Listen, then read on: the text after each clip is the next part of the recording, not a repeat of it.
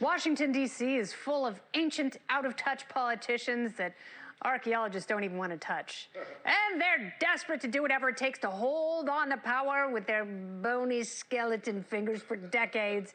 Later this week, Tennessee looking to join 5 other states pushing for term limits. The Tennessee State Senate will be voting to pass a resolution to force Congress to act. But even if the resolution passes, 28 more states need to get on board to spur Congress into action. Will congressional term limits ever become law?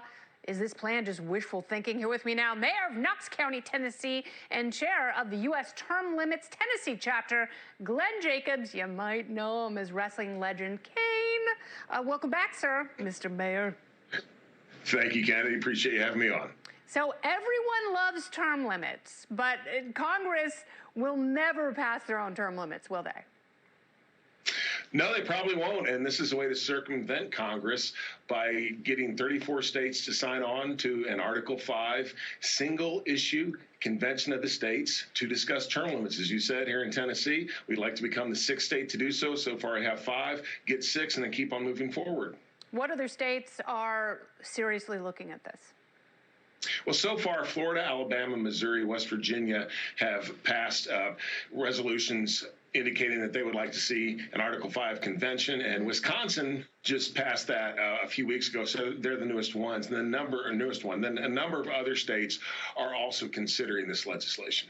So it is, but the numbers are outstanding. It's 82% of Republicans, 78% of independents. You pointed out that this is the rarest bipartisan issue, and it's popular every few years, but then it's as though people just forget about it. What is it about what's happening right now that's giving this more traction than past go-arounds?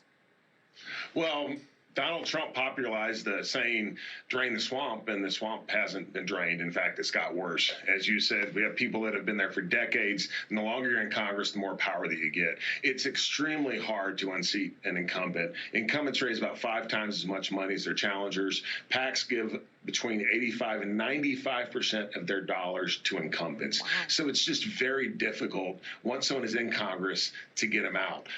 When we think about term limits, the president's term limited. Here in Tennessee, our governor's term limited, as a number are around the country. I'm term limited, and I don't think it's a big reach to say that we should do the same with Congress. Would you ever run for Congress?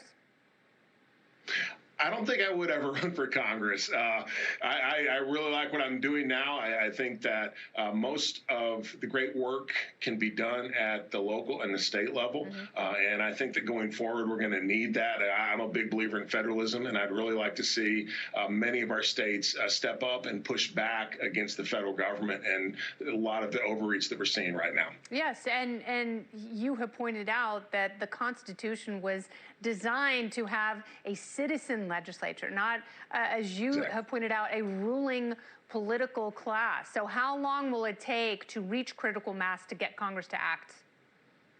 Well, I think the faster that this effort goes, the better, the more that we can accelerate it. But I also believe that at some point, once Congress realizes, oh gosh, they're serious about this, and a number more states sign on, I think Congress may go ahead and do it themselves because they'll want to have control of the process. Yeah, you've also pointed out that expecting Congress to give themselves term limits is like trusting children to enact their own bedtimes. Like, nah, 2 a.m., it's good.